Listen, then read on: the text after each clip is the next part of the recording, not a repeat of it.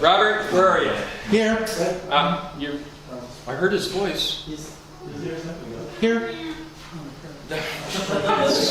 I'm wired. Alright, let me get my recording going here. Maybe it's where it is. Alright, let's talk real quick. I've been talking way too much, so I'm going to kind of blow through my part and give Rob O'Hara, who came all the way from Switzerland to be here. You guys know me, my background before. I was a design engineer, though, as I fixed things. And it made me, I think, a better engineer because I knew how stuff broke, whereas the guys out of college, it was all theoretical to them.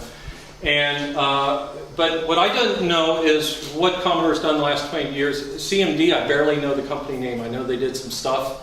Somebody even asked me, he said, well, would Commodore have changed their attitude because of CMD? And we didn't change our attitude for anybody, right? So that Rob knows all the stuff, the intermediate stuff. He sent me my C116, and tell us a little bit about yourself as far as what you do. Well, I've got one thing in common with Bill, in that I did actually work for Commodore myself very briefly. I didn't know that. Oh, yes, I did. Wow. I was about 16 years old at the time, and this was a summer job. Commodore set up their UK headquarters in a town called Corby in Northamptonshire, back in the UK. And they got a lot of money from the government, a big government grant, you know, with kind of all kind of tax breaks and such like. So they built this huge big manufacturing plant there. And as soon as the government money ran out, they decided it was much too big. It was just kind of post the video games crash and just post the +4 C16 times. And they quickly downsized. So they shut this huge, great big factory in Corby. And as they were shutting it down, I was on a summer break, and I managed to grab a job there just for a couple of months over the summer.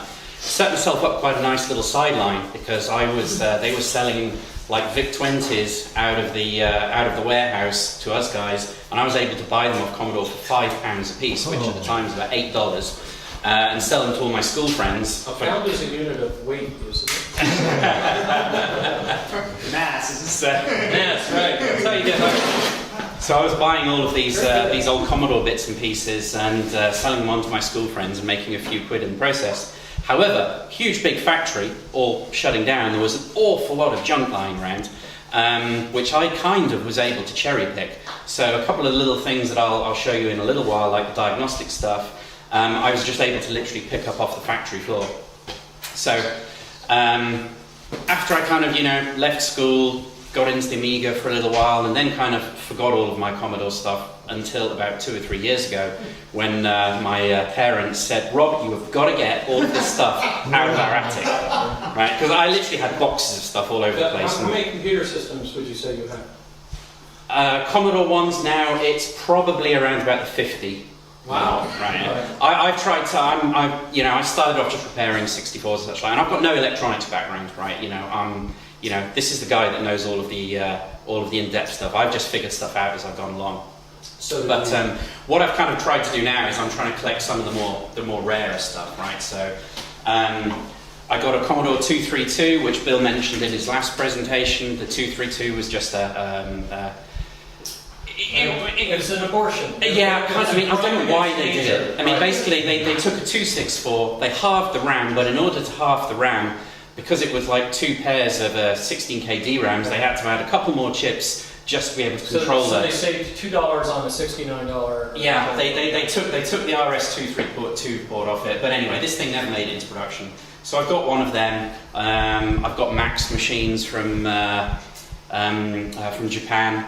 And I've also got a pre-production +4, which is really peculiar because the actual slots on the user port, they've actually cut back to front. Right, so this is something that's been handled. Right, so if you're stupid enough to actually plug anything into the user port, it basically shorts the 5 volts and the ground and bang, because the only way you can plug stuff in is upside down. But yeah, so my background is I just repair these things for fun. I've managed to get hold of a lot of the original Commodore Diagnostic tools, which I'll talk about in a short while, and in some cases we even reverse engineered the dongles and the loopbacks and stuff that went on there. But anyway, the first part of the presentation is Bill's, so I'll let him dive in here and I'll pick up. And by the way, the QA department back at Commodore had the downstairs production QA department Went through a phase early on where they didn't want to ask us how to do stuff. They wanted to be it was the only way to do good QA. And then finally, during around the 128 era, we said, no, you could test it better if you do this, and this test is actually illegal and stuff. So, I mean, it was just like our dongles even came from one guy who was doing what you're saying, kind of figuring out how to do it and what test and stuff. So, yeah, Commodore business machines, you know, it was life in the 80s, and it was the days of the through-hole and the 1/2 watt resistor. What's a little different about that then is you can actually see the resistor, see the values, you know, so it's kind of like that old near and dear era, right? Instead of all that little S&D stuff. As you know, it was made for the masses. That's the Jacksonville philosophy. And it was used the MOSICs. So what that means is made for the masses, you might as well say cheap. And used our own ICs, you might as well say didn't have all the problems working quite right. So those are going to be some of the failure modes that we see. When you're first doing it, if I were you and I had a system to fix, I'd have to, you know, my question as an advisor would be, what's your goal in fixing this? Are you going for a restoration? Or are you just trying to get it working? Rob's probably more into turning them on than I am. I may never turn on 116, but you see how much mileage I get out of it, right? I put so much effort to make sure I take me it PAL perfectly ramps. working 116. I already made them work before. I don't need to turn on another. I mean, it's so you know, and so if I do turn on, you know, that prompt, that's why I call it the quick appearance. You know, does the prompt come up? Or are you going for fully operational, which means run CPM, the disk drive is right on, and the program runs, you know, it doesn't crash any more than it used to.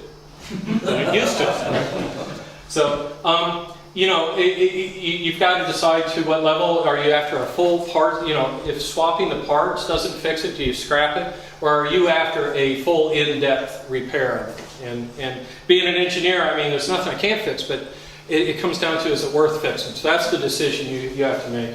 And this is where Rob really shines, would be the parts availability, you know, the swap and hack.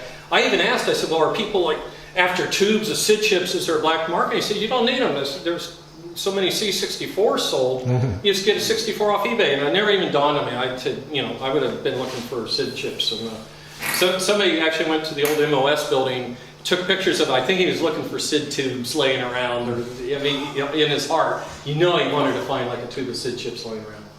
So first thing, now the one class I had in electronics, the guy taught me two things. I wasn't allowed to take electronics because I wasn't academically inclined because long hair or something. So I took a TV repair class, and when this guy would go to fix a TV, his head would be on this. He'd be like looking like this. And before he did anything, he might pick out a couple resistors to swap. Now again, it's the days of half-watt resistors. What's the most prevalent thing in a TV? Well, heat. So you look for heat damaged parts, which include solder joints and all that stuff. By the way, don't go around touching up solder joints. I learned that when I was 17. You know, the thing never worked again, and I had to pay the TV repair guy next to me to fix my mistake. So, you know, so you focus, and we'll talk a little bit about that. I use all my senses when I fix, and I even do TVs a little bit when we talk about monitors. I mean, you go for the smell, that burnt Bakelite smell. Is something burning? Is it the normal burn smell? The sound of the high voltage kicking on or cracking, or did I hear a poof, or, you know, all that. Temperature, feel everything. We were just talking about the failure rate in RAMs. You know, if you feel a bunch of RAMs and one's hotter than the others, or one's not hot at all, right? That counts. I learned as a production tech, if you have to troubleshoot to find what your eyes could have, you just lost time. And as a TV repairman, I was 17, I was living on the streets, and you know, if I had to troubleshoot a TV, that was my dinner. You know, if it took me the full hour instead of the 10 minutes that I could have done it. The rack. As a production technician, one of the things you are taught to do, you would never bang on something, right? Like people used to their old TV. But you are allowed to take a screwdriver handle and wrap the device, give it a good wrap. And what we're looking for there is, there are moving parts. There's oxidation in conductors, and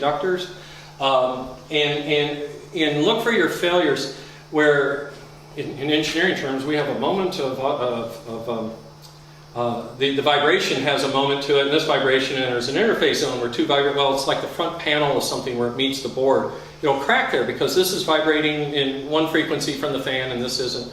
So when you're doing your observation, look for moving parts. In the old days, it was the tuning knobs, things like that, and volume controls break. So, and discoloration. If you see a resistor that's brown, black, black, or brown, brown, black, chances are it was a brown, red, black, you know, and the red turned to brown. So that, again, that's the days of the half-watt resistor we're doing. The fuse might be blown when you get it. And there's a couple schools of thought. And there's the smoke test. Right? Smoke test means you put a jumper in or a big fuse or something, because you want to see why the fuse blew. So we're going to come back to that. Right? Fuses, though, may not be the creature you think they are. If I have a 10 amp fuse, what amperage will it blow at? Anybody know? 11's a good bet. 20 is a great bet. Yeah. Right? It could blow right at 10 amps. What's that? It depends how long it is. Long. It's heat. It's time and temperature. So at 8 amps, it might blow in 2 days. At 5 amps, it shouldn't blow at all, and at 1 amp, it may actually blow, even though it's 1 amp or 10 amps at 10 amp fuse. So is that why slow blow ones have a little coil of wire at the end? They tend to add the time factor to it, as you know. But it's just an equation of time and heat. So the fuse may have blown because the fuse did what fuses do and blow. You try the same one again, or you may go a little larger, but you have to make a decision at that point where to do. If you want to put in a big one to see if something smokes, I'll tell you, don't do it to the high voltage section of a TV because it's circular. The voltage feeds the thing that feeds the thing, and when you do it, it'll blow everything out and you won't have anything left to fix. Other times, like a stereo amplifier-ish type thing, you can do that because now the part will burn, and you know what was wrong. Right? It's better if you could use a current limited supply or something, but most people don't have one. So does anybody see anything wrong in this part? There's something really broken on here. What? The electrolytic cap has got a little bit of electrolyte coming out of the top. Okay. Is that what you were going to say? What do you see? Yeah. Actually, and I would the bulge also. See how that one's bulged? Yeah. That one's flat. Yeah, that vented. The problem with the capacitor is it's got nowhere for the gas to go. We used to make capacitors, had holes built right in them, and then they would fail because when we put them through the PC board cleaning process, it'd start the process of eating and leaching it away. Now, also, if it had a hole in it for better venting, what else is going to happen? It's going to dry out. So, and I know that's part of what you see a lot. Yeah. Is capacitors are age. Not every component. This part doesn't age. That one doesn't age. MOSICs age because of passivation and stuff. Not all of them, but most of them. So yeah, now in this case I actually wouldn't say, well, is the cap the failure, is the cap the symptom, and you have to kind of play it by ear and see what was in series with it or not. What are the basic rules, Bill, for if you need to replace electrolytic caps? Certainly when I look at stuff that's kind of 30 years old, finding exact replacements for kind of electrolytic is sometimes difficult. And what's even more difficult is because the manufacturing processes have got better. Yeah. Finding them in the same value, the same size, the same bin spacing is even more difficult. Right. But I know there's some basic rules for kind of... Well, when we design a cap in, obviously there's the working voltage. And what that is life, right? If you run a 6.3 volt at 5 volts, 6.3 cap at 5 volts, it's going to last about 2 years, maybe 2.5 years, and then it's supposed to wear out. So you go up higher in voltage is life a lot of times. Well, we're Commodore, so we didn't go crazy on over voltaging the things. If you go, in general, you're supposed to be able to go bigger in a cap. Let's talk power supplies for a second. You can go bigger in caps usually. Bigger caps have more leakage through them, so you can't get crazy. You can't put 20,000 in place of a 1,000 or something like that. You asked the other day about reconditioning caps. Did you? Yeah, I did. A cap is basically a couple different elements on a film, and the film's real close to each other, separated only by a dielectric. And if you were to just give it voltage for the first time in 10 years, 6 years, that one little spot, that imperfection may be the thing that shorts out all the current, and heats up and blows up. But if you recondition it, which you can find on the web how to do it, it basically amounts to giving a little bit of voltage under a current controlled situation and let it grow that film back and let it recondition itself. It will actually migrate and become a good cap. So you should, if you find a load, you should look at how to recondition them before you put them in. This was important because Commodore PETs, if you look at the power supply in a PET, right, there's a huge, great 22,000 UF cap sitting there right next to the power supply. which are expensive, and I found a supplier on eBay that was selling them for like 3 or 4 quid a pop. But they were like 15, 20 years old. What's a quid? Pound, sorry. That's my brain. That's a £1. Yeah. So yeah, that's why I was asking about reconditioning. And So what I've got size these- cap were you looking for? They were 22,000 UF. And what voltage? 50 or Off the top of my head, I don't remember. Yeah. I don't remember. But It's I was weird just to me afraid to to just plug them in there. And You're probably okay. And I would almost say it's a time to redesign the power supply. You know, do you restore it, or do you just go ahead and make a good solid 5 volts, a good solid in the TV or the monitor sections? You need several voltages. Yeah. So maybe at the end of the day, it's not to try and fix an old model power supply. Just give it a good power supply in there. You know, even buy one, stick it in there. So that's me, right? I'm an engineer. So I want to talk real quick about localizing. You probably do this automatically without thinking about it, but it's important to keep even something as simple as knowing this progression here. I know a guy that's a PhD, it's really bright. He can't do this. He skips around, right? And he never remembers that he never checked whether it's plugged in or not.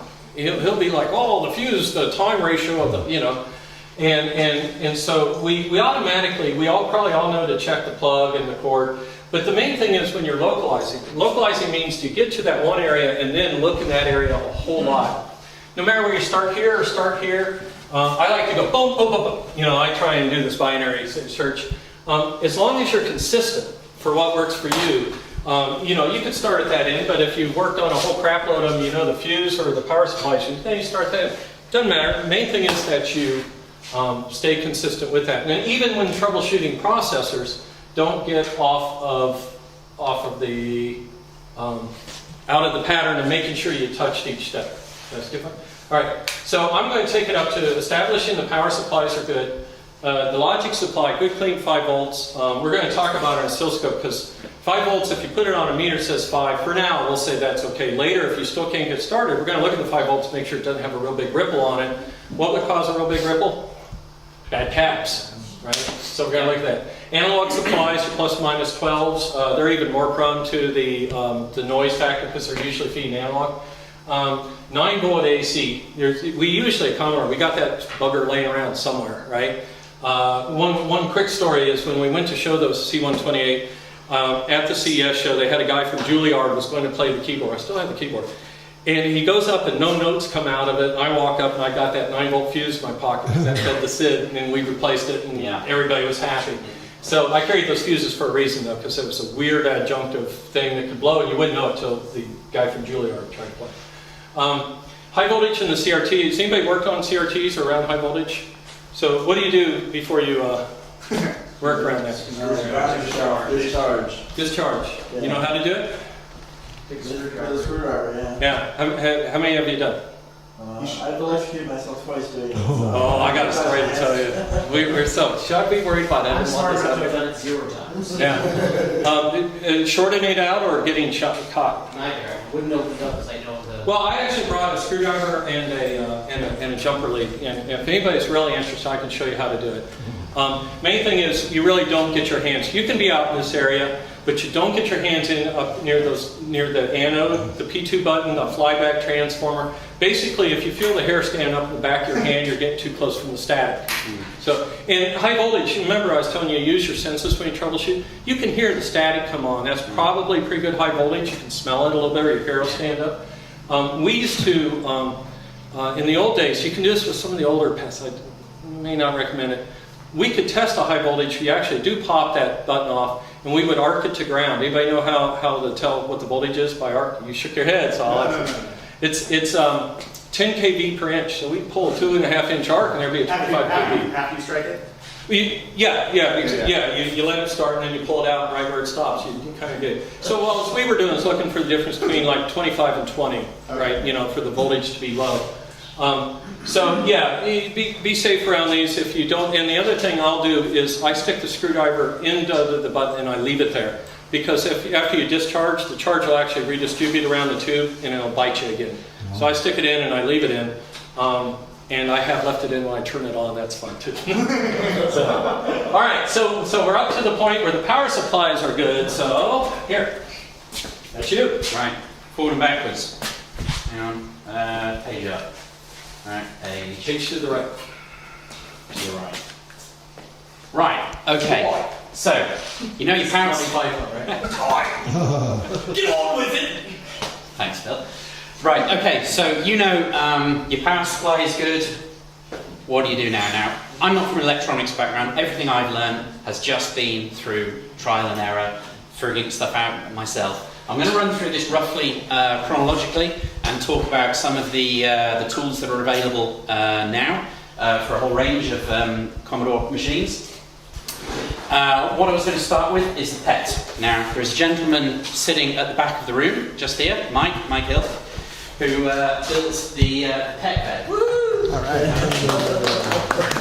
Really, it is a tool. Yeah, Cool. now this is a particularly cool tool when it comes to fixing your pet, because with pets, you know, you're pulling them out, you know, they may be 30 years old, and I can tell you from experience that most of the issues that you get with a pet tend to be down to simply either oxidation on the pins, especially on the ROMs, because the ROMs are only 2K in size. So, you know, even in a machine that's only got, what's that, 14K of ROM, you've got 7 chips there, and on a motherboard that's 30 years old, as things warm up, they slowly rise up out of the sockets. So that is a big issue, right? But how do you track these things down, right? Because you've got, like, you know, 7 ROM chips, you've got 16 RAM chips. What the PetBet allows you to do, it's basically a daughter board that drops into the CPU socket, and you can basically program your own memory maps in there. So basically you can store all of the ROMs on the daughter board, and then using a set of programmable memory maps, you can swap the different ROMs in and out. Right? So I've got a version that I use, which I'll talk about in a moment, that allows you to just run a small diagnostic kernel, which will actually go and checksum all of the ROMs on the board. And also it's got the RAM on board as well, which again, you can bank it in and out, and you can configure, I think in 1K chunks, you can either say, I'm going to write through to the motherboard and talk to the RAM on the motherboard, or I'm going to talk to the RAM on the PetBet daughter board. And for special cases like the video RAM on a pet, you can actually write through. So it'll write to the RAM on the board plus write through onto the RAM on the motherboard. So basically this fulfills 2 requirements, right? It's really good for diagnosing problems on your current pet, and if you wanted to use it just to fix it, you can replace half the subsystem on the motherboard just simply with plugging one of these in. And the other great thing about this is that it's got an on-built RS-232 port.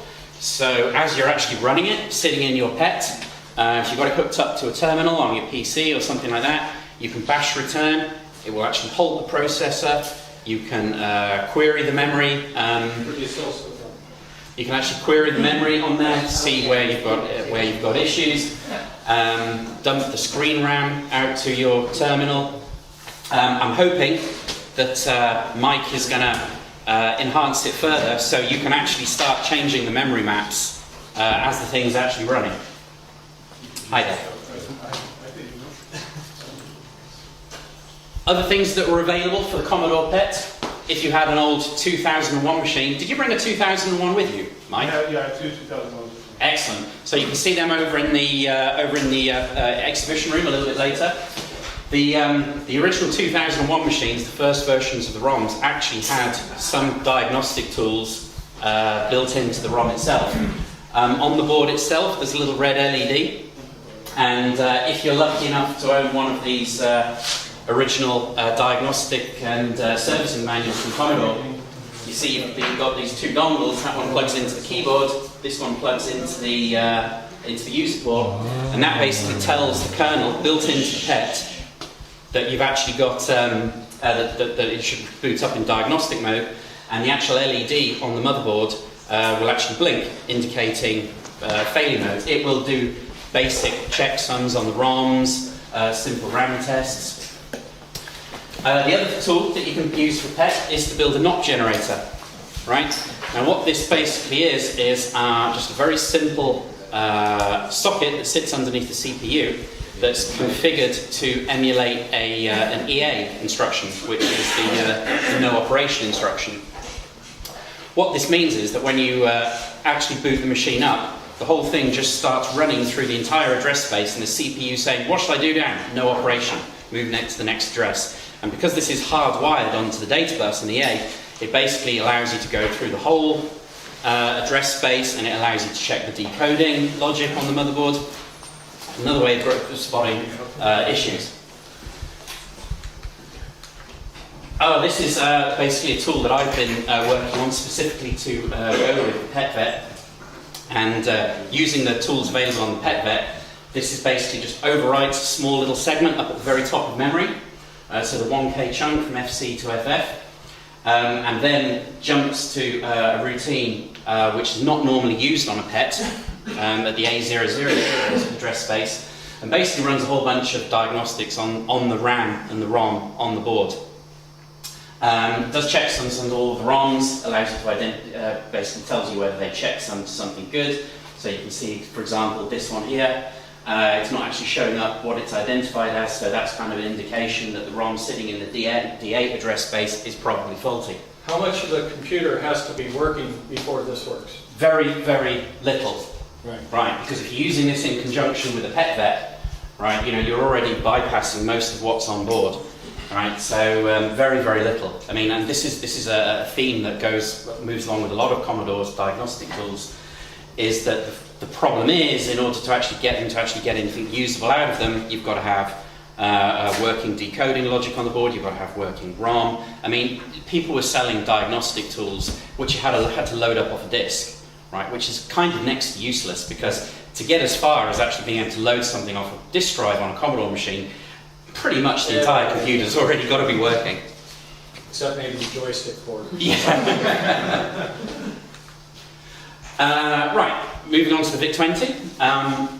Commodore, what Commodore did is they used to build their own diagnostic harnesses to give out to service centres and such like.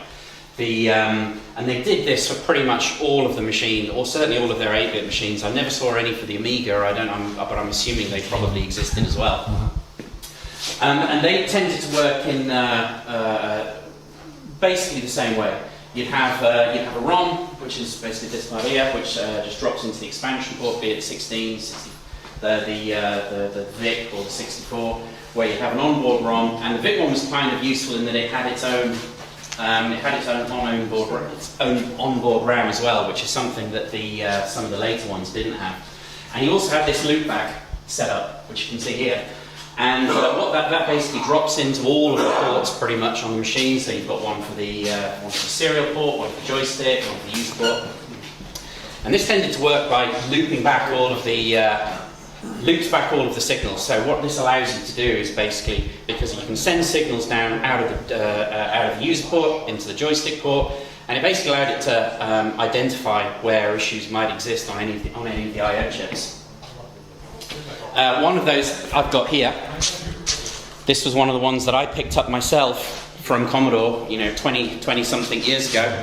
What I didn't get with this though was all of the information concerning the loopbacks. Until Robert's friend and my friend Ray Carlson actually managed to get hold of one of these a couple of weeks ago.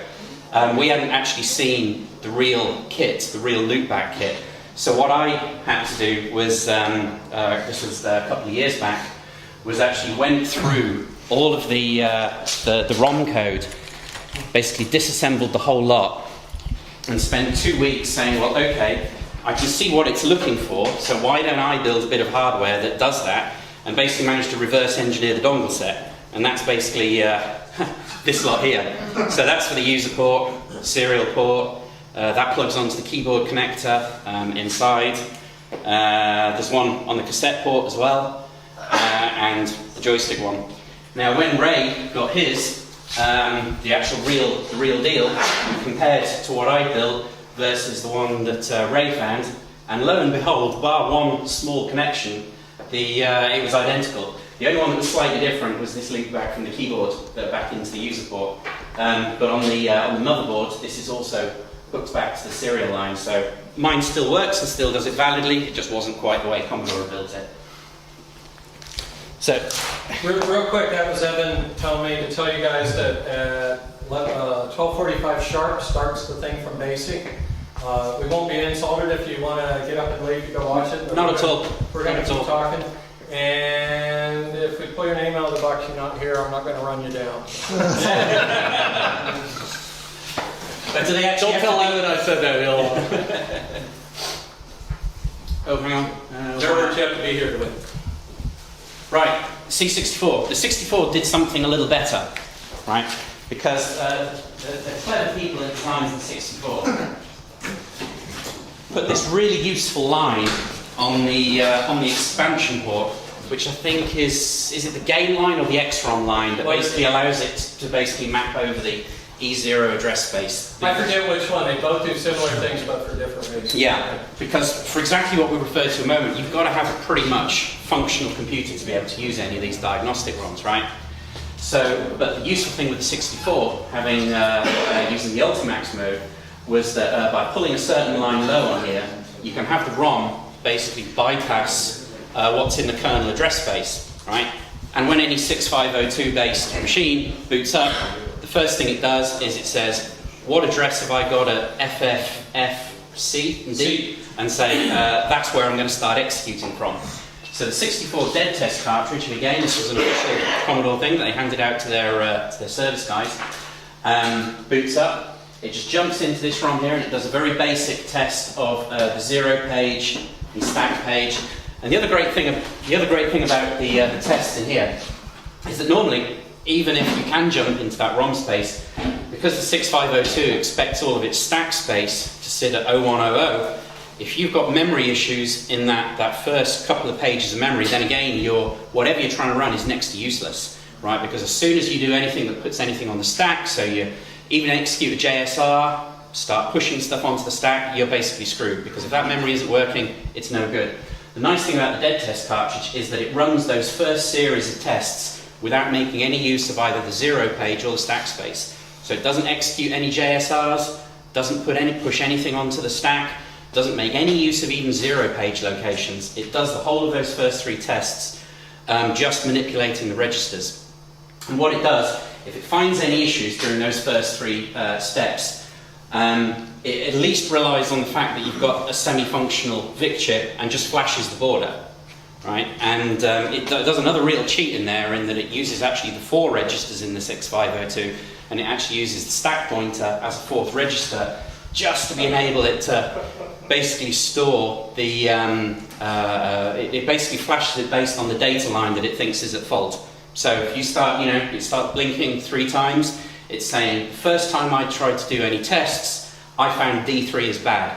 And that's a good indication of where you need to go on the 64 motherboard to try and find, where your problems are, either a short, something held high on D3, or maybe the RAM chip that handles D3 is at fault.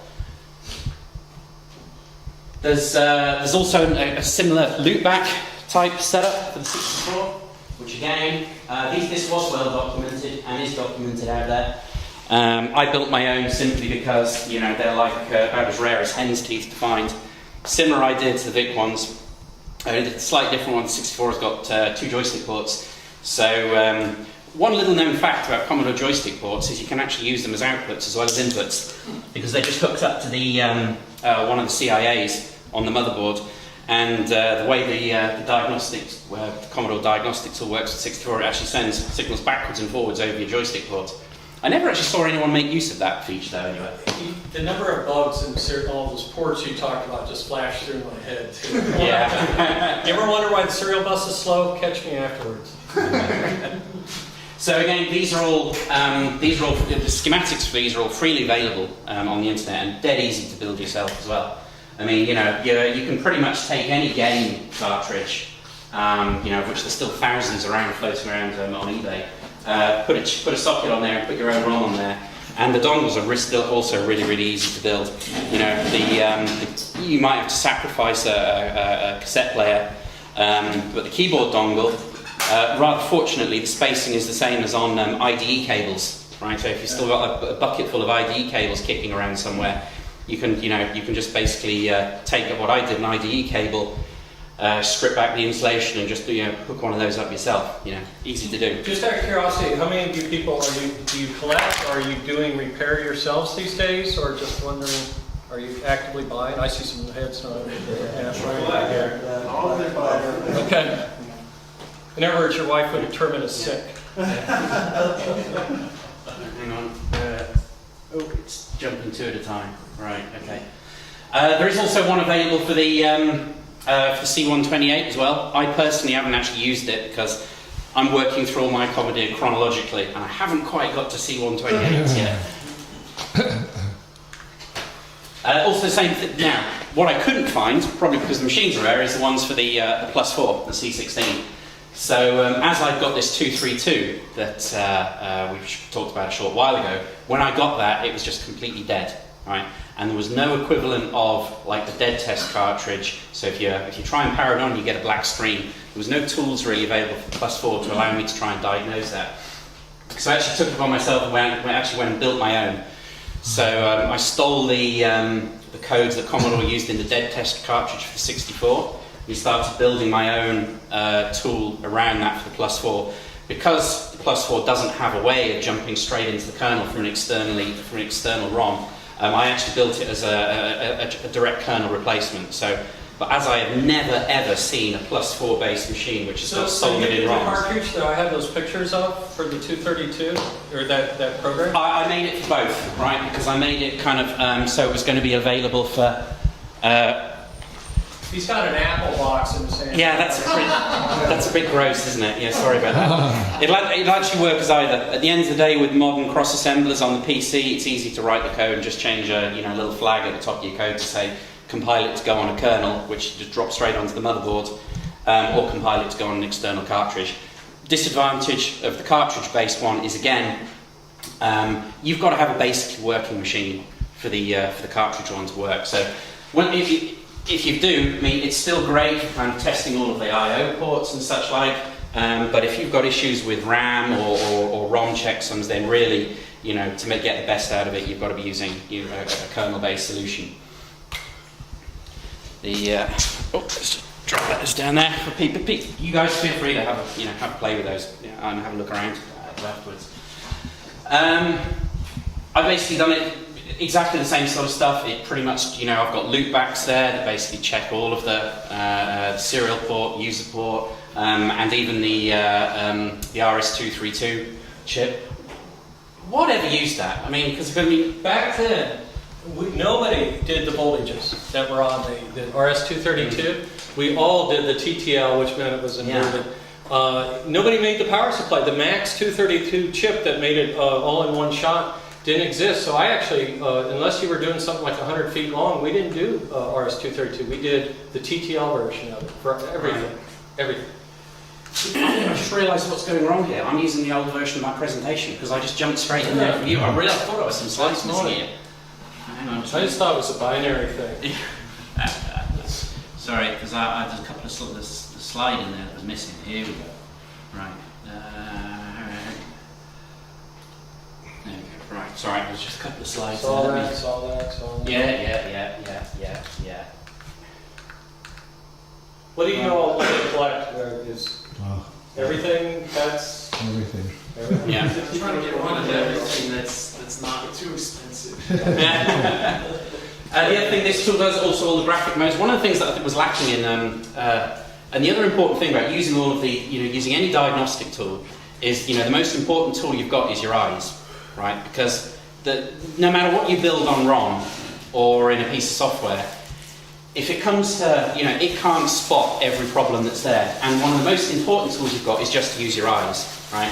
Because you can see an awful lot of addressing-based issues and such like just by looking at what's being displayed on the screen. And if you see, for example, characters being repeated at regular intervals, that's a good clue that you've got some kind of addressing issue, an address line, held low or something. So what I've done on the Diag 264 is you get all the graphics modes off the TED chip as well. It just splats them all on a single screen. And if you've got a reference that knows what they should look like, and you can see issues with either the bitmaps or multicolor mode, again, you've got some clue about where you might need to start looking. back in the early days when we were writing RAM test patterns, every group went through the problem of what they would do is like repeat a pattern every 64 bits or bytes. Well, if A8 was short of A9, it passed the test. So we would do things like modulo 11 or something like that, so that so that no short of the address lines we'd pass our tests and there'd be a blob right on the board you can see. I've even seen memory-based tests that will pass even if you've got no RAM chips present on the board, because they'll see the bus memory. Yeah, basically. exactly right. It'll write out the value, right, read it back. Right back. Yeah, and the good ones write to it, scramble it all up, and then go back and see if they're still there. And it's true that pretty much all of the Commodore ones, including the dead test cartridge, all have that same problem. It's like, you know, and you look at the memory layout on a 64, right, and you've got 8 64x1 DRAM chips, right? So D1 is being handled by that chip across the entire address space, right? And you've got memory tests in those that just write a sequence of different byte values, right? And what are they really testing? Well, actually, really not very much useful at all. You know, if you write FF and 00, then you kind of have already tested, every DRAM chip on the board. One of the things I did in this tool is, I did a bit of research on the internet to look for good algorithms for memory testing, for exactly that reason. That writing a repeating value to try and spot the addresses. Like even change the voltage. If you change the temperature, will simulate a change in voltage, which simulates age. So it was a whole art and science, and we still didn't have it right back then. Yeah.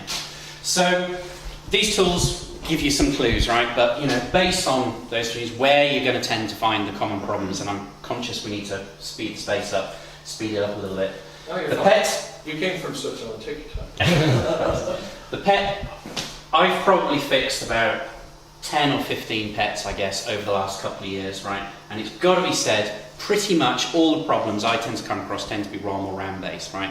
ROM chips don't fail that much, but you do get issues with oxidation, actually just things just not sitting well in the sockets. The RAMs, however, do fail. Are they MOS brand or all brands? Yeah. The original PETs, the static RAM PETs, used either MOSICS 6550s, which have got that peculiar sizing on them, and again, they are very, very tricky to find and to source now. 2114s, so on some of the later 2001s are still plentiful. You can still find them. You can go on eBay and find 2114 compatible RAMs for $4-5 tops, and then you'd be unlucky. The ROMs, yes, they do fail, but there is a couple of guys out there, including Jim Brain's site, which any of you guys who know Commodore well will be familiar with. Jim's Go for Retro store actually sells adapters, so you can just burn, a Commodore Garden 27 series EEPROM, drop them in a little adapter, and your PET's up and running again. Do you guys see much EEPROMs? Did they make it to the field? Because I know we ran like 1541s had EEPROMs in them, and sometimes. Do you ever see any, and do you ever? You mean actually an original Commodore kit? Yeah. The only stuff I've got that came with EEPROMs was prototype 264 boards, which had because of course you use 16K ROMs in there, and they were the first Commodore ROMs which were pin compatible with 27 series EEPROMs. All of the others you needed adapters for, but at least those ones you go. Drop it in. And we would shoot EEPROMs whenever we couldn't wait on the MOS, to do the whole mask and stuff. So we'd go ahead and put it out with EEPROMs. Serious question, but the EEPROM is like a chip with like a tape sticker over it. So yes. Yeah, yes. Two 128s that I have EEPROMs in it. Yeah. You might have an unusual 128. You might look at the serial number on that. The EEPROMs, they're supposed to fade with time as the charge leaves. I was wondering just how often you saw that. I've got the plus 4s, which they're now going to be 30 years old. Yeah. Sorry, I'll step away from the camera a bit, Robert, so your focus still works. The ones I've got 30 years old, and the ROMs are still good. They probably work better than I do. Yeah. They don't leak as much. Yeah. You get decoding issues. You've got those old TTL chips do fail over time, passivation issues. So on a PET, you will find occasionally you've got TTL. Chips that are dead, using something like a NOT generator or Mike's PetBet, again, not too tricky to track down. Occasionally, you see CPU failures on a vet, but on a pet, but those 6502s, the original ones, last pretty well. I've only had 1 out of 15 which I found are dead. And go over the road here, and Bill Mensch is still making 6502s. I want to get hold of one, and I'm going to buy one if there's over there, because I want to try it in a pet, just to see if they still work. I have a question. Yeah. When you're using a NOP generator on your 6502 and you come to a logic problem, how do you find that? Well, the thing is, because the CPU runs, and it basically is just executing EA across the entire address space, right? So when you're looking at if you look at like a circuit diagram of a PET or something, and you can see all of the logic decoding, you can see when it starts talking to FO to F8, it should be talking to this chip here, so you can literally stick your logic probe on the chip select line. So roughly every half a second or something like that, however long it takes to execute 65,000 instructions, you should be able to see this line go low. You're watching the line. So it's really a stimulus then. You still need a pair of eyes to go in and look at. Exactly right. You were handing out the cards there. I don't know if you ever used a NOP generator is just something that I came across on the internet, which just hardwires an EA opcode onto the database. And what I do, because having done it, we do the first 8 cycles where it might blow up. Yours is a lot easier than what we do, which is boom, oh there it went, and then find out what happened. VIC, I've got several VIC 20s, and I've got to say, mine are all the CR ones, cost-reduced ones, and I have very rarely actually found issues with any. All of my VICs basically work, and so I don't really have much insight into what's failed. I don't know if you guys have ever got VIC 20s that have failed for any reason. I'd be curious to know, if you've got particular issues or what particular faults you're seeing. I guess that says it all. They can often fail. 64s, they are so cheap that by implication you can fix any problem, right? Because you can go onto eBay and find a tatty 64 that still works for like $5, right? So, especially when and I'll talk about these in a moment, when you're talking about like PLAs and SIDs, which if you try and buy them off eBay, people are like charging like $30, $40 for a SID chip, and yes, there's a big aftermarket demand for them, for things like the SID station, people using SIDs in modern day machines. But you don't need to, right? Because if you buy a broken 64 even, the chances are it's not the SID, because even you can pull the SID out of the socket and your 64 is still going to work, you're just not going to get any sound. PLAs, yes, they do fail, right? And they fail quite a lot for be it bad passivation. Hopefully they're all dead by now that are doing it. Well, you can still find them. Again, same thing, those same Windows. And CIAs, the interface chips, if you're one of those people that back in the day used to be continually unplugging and plugging in your 1541 without powering it down first, the chances are at some point you will have blown up your CIA. They are quite fragile, but same thing applies. They're plentiful, they're cheap. There's a ground loop in the 1541. If you ever take the ground shell and strike it against the shell of the 64, you'll see a spark. Oh. And that's how much it's unbalanced, the ground pin. And that's actually where some of the FCC problems come from, is when you have current flow, you have a magnetic field, where you have a magnetic field, you have radiation. So anything you can see that spark, and so it's probably partially capacitively coupled. There is a great website run by a chap called Ray Carlson that I know both Robert and I know. Some of you guys may have heard of him as well. He was a Commodore repair agent for many, many years, and he has documented everything he ever found on his website. Right? And he has got pages and pages of information that says, if you see this symptom, check here. If you see this symptom, check here. And he covers the 64, the 128, 1541 disk drives, 1571s in great detail. So use his website. It's a fabulous resource. Does he still actively repair? Yes, he does. Yes, he does. Yeah. So I emailed him about something a couple of weeks ago. I hadn't heard back. A lot of people do email him. But he's a very friendly guy. He won't get the hump with you if you just drop him a reminder. Yeah. But he's still active. I mean, he's retired. I mean, he does it still out of love, basically. Yeah.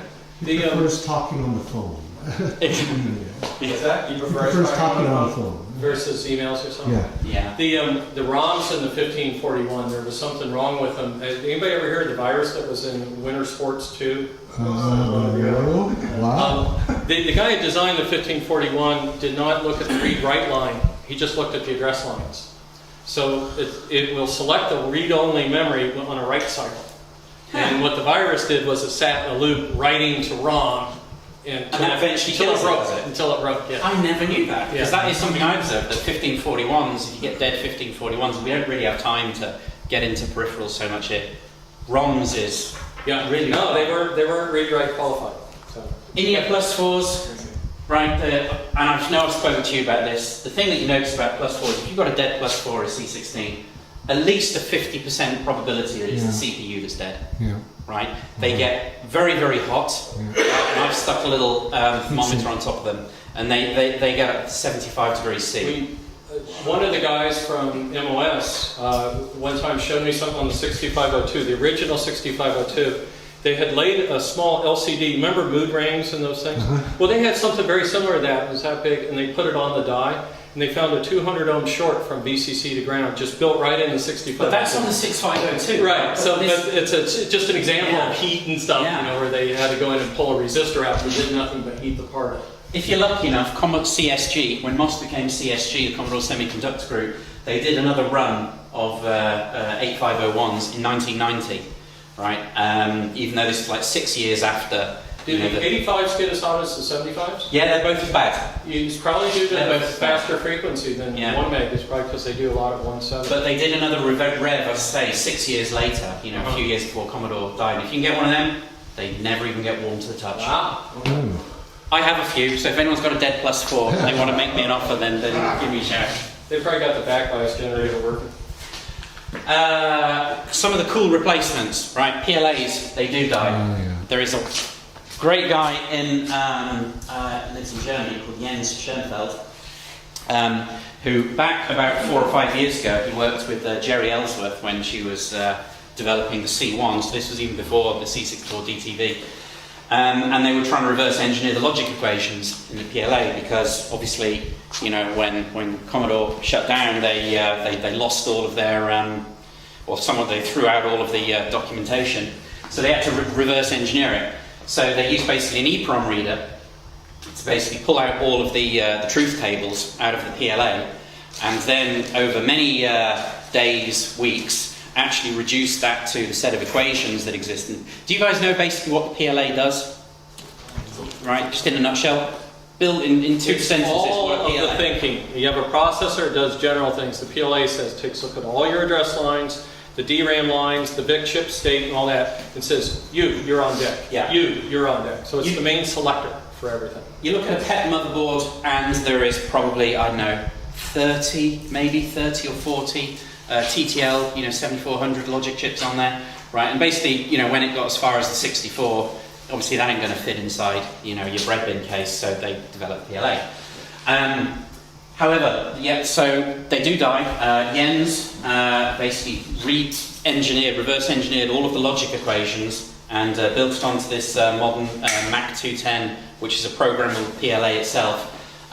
Because he had all of that extra space, he actually built onto the same chip the equations for the +4, for the 1551, which is the external disk drive for the +4, the CDM2 series, so the B128, B256, if you guys have come across them, which for me was an absolute godsend because I picked up a CDM2 720 last year and got it for a steal on eBay, at least what I thought was a steal, of $100, 100 euros, sorry. And got it home to find that some swine had basically nicked the PLAs out of the inside it. Right, and I'm thinking, well, a machine like this, I don't stand a rat's chance of getting this working. And then when I found this, and Jens had just put all of the equations onto here, Bob is your proverbial male relative, and there you go, one working 720. I think I've added 2 words to my vocabulary today, nicked and tatty. Yeah, if someone is struggling with my Britishness, then just shout and I'll translate it for you. It's English. Yeah. One thing I forwarded you an email. The MMU in the 128. There is a mode he found in the PLA that is not emulated on there. We call that a stupid VIC chip, and there's no awards for finding stupid VIC chip, stupid VIC tricks. Yeah. Remember stupid pet tricks? Yeah. If he's saying he could make it do something it wasn't supposed to.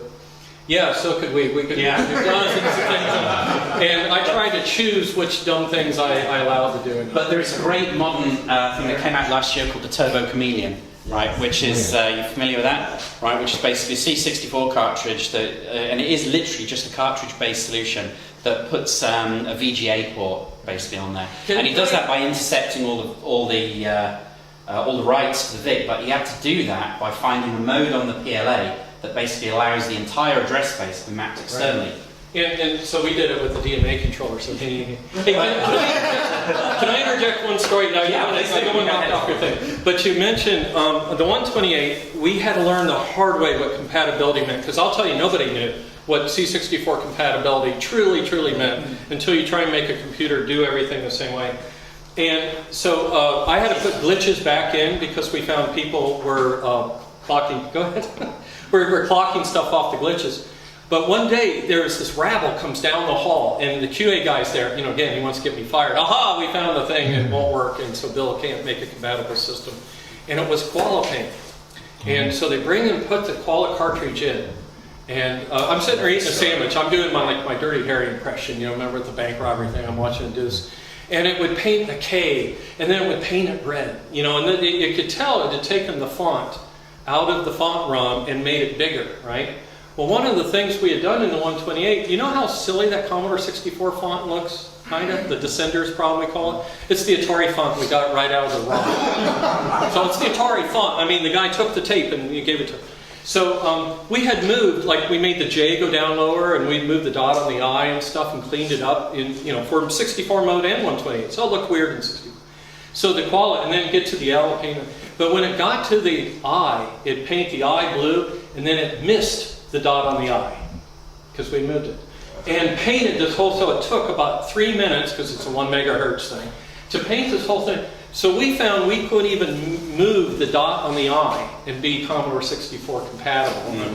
So we had to move it. So that's funny when we say not implemented. I was very, I'm not going to put a broken thing in just because the 64 is broken, right? Yeah. But at the same time, people use broken stuff. Like I said, the glitches on the I/O lines. I had that one of those dumpers on that is me putting the glitches back in because somebody ran into the read-write latch on. Do you know who it was a Commodore? Do you know who it was a Commodore that originally kind of pulled in the PLA and started using it? Because Jens was really curious to try and get hold of it. No, you know, and I still may even have the logic charts, the real ones, where this guy that said, you know, we could look on it. And I'll bet it's not the PLA. I'll bet it's the deck. That had to come from like the Seiler and Chuck Peddle days, and again, PLA was amazing because you could have and you just write these terms of highs and lows and then OR them together. So it was an and/or programmable logic array. I'm sorry, why would you use one of those if you have a bad PLA or missing a PLA? No other advantage. And the 10 euros they sell these for. Jim doesn't sell them on his side, but the Retro Donald in Germany basically sells these for like 9-10 euros each. You know, and you can basically get a really simple version that just replaces the one in the 64, or you can get this one that you can use for half a dozen different reasons. The last thing I wanted to quickly mention was the SID replacement. SIDs do die. Same kind of. They don't take the 64 with it usually. You just get bad sound. Cool. So they did do it. I didn't know this. Yeah. This was created by a chap in Poland, and if you get to watch the video that Robert's shooting here, I apologise if I butcher his name. Slawomir Musiel developed the Swin SID. He developed this as a university project originally, just because he wanted to build a synthesizer on a chip, and thought, I can use a 64 to control it. So when I looked up the data sheets for a SID, and thought, that's easy to do. So basically built his own chip for his university project. But it got so much interest on the internet that people said, well, hey, this is kind of close and you've implemented all the registers. Why not actually make it a plug-in replacement for the SID chip? And that's basically what he's tried to do. I mean, because the SID chip includes both digital and analog parts, it's difficult to do it exactly on a modern digital-only device, so it's still not quite perfect. And if you change the registers at a rate of 1 megahertz, it doesn't, on some of the more complicated SID tunes, it isn't completely perfect. It's getting better, right? The original one was built on a tower, you know, a bit like, you know, what Bill was showing with his 128 board there. But now it's down to this size, right? It literally is the size of the SID chip. The next generation one, the Mega Swin SID, will be the same size, will run at 32 megahertz. Not only will emulate a SID chip, but will also emulate the Paula chip out of an Amiga. We'll have 512K of built-in RAM on this thing. So basically you will get a sound device that kind of beats the pants off an Amiga sitting inside your 64.